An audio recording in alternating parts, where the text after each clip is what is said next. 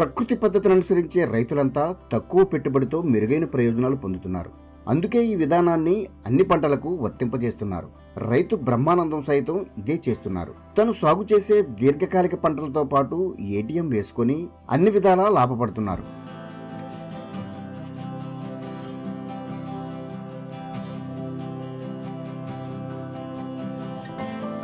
తూర్పుగోదావరి జిల్లా దేవరపల్లికి చెందిన రైతు పిచ్చుకల బ్రహ్మానందం 5 ఏళ్లుగా ప్రకృతి పద్ధతిలో సాగు చేస్తున్నారు. ప్రారంభంలో ఒకే పంటకు ఈ విధానాన్ని అనుసరించిన ఆయన మెరుగైన ఫలితాలు రావడంతో 5 ఎకరాల విస్తీర్ణంలో సాగు చేస్తున్న అన్ని పంటలకు విస్తరించారు. దీనిలో భాగంగా జీడి మామిడి, కొబ్బరి, కోకో, నిమ్మ, సపోటాతో పాటు 20 సెంట్ల విస్తీర్ణంలో ఏటీఎం సాగు చేసి అదనపు ప్రయోజనం పొందుతున్నారు. పిచ్చుకల బ్రహ్మానందం గారండి నా పేరు. దేవరపల్లి మండలం. నేరుగేరిన నుంచే వ్యవసాయం మీద చిన్నప్పటి నుంచే ఆ గేదెలు కాస్తాం, ఆవులు కాస్తాం, అలాగే వ్యవసాయం మీదేనండి.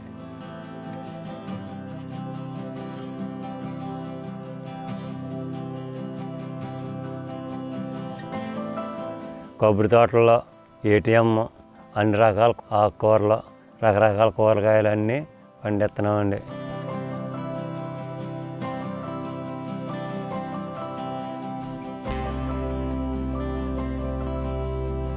నమస్కారం అండి.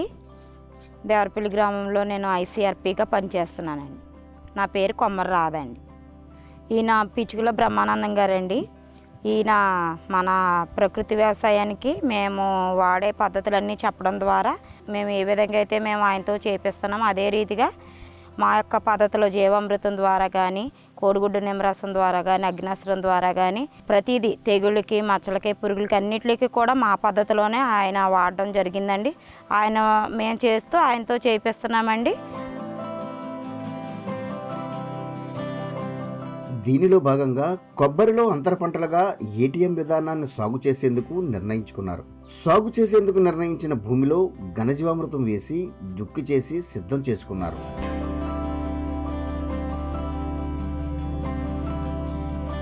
దీనిలో కూరగాయలు, ఆకుకూరలు, తీగజాతి, దుంపజాతి, పండ్ల మొక్కలతో పాటు ఎర్ర పంటల విత్తనాలు, నారు నాటుకున్నారు.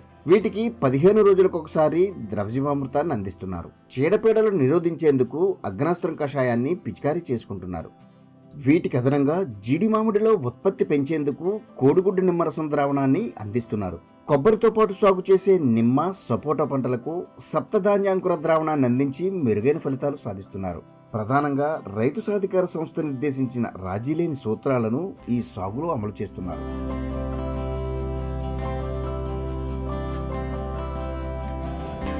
ఈ మధ్యకాలంలో అయితే అండి మేము దశపర్ణ కషాయం తయారు చేయడం జరిగిందండి. జీవామృతం కలపడం జరిగిందండి. కోడిగుడ్డు నిమ్మరసం ఈడు మామిడికి స్ప్రేయింగ్ చేయించడం జరిగిందండి.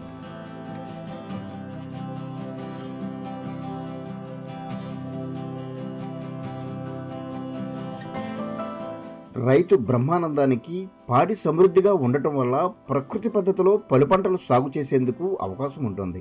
ఈ విధంగా అన్ని రకాలుగా పరిస్థితి అనుకూలించడంతో ఏటీఎం నుంచి మెరుగైన దిగుబడులు సాధిస్తున్నారు.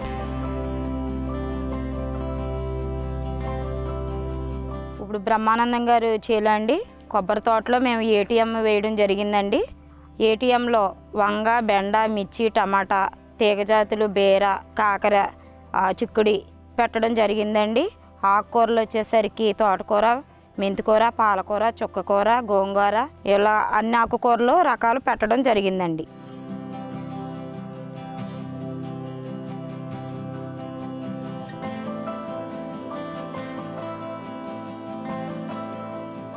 వీటితో పాటు ఇతర పంటల నుంచి సైతం నాణ్యమైన ఉత్పత్తులు దిగుబడి రావడంతో అనుకూలమైన లబ్ధి పొందుతున్నారు.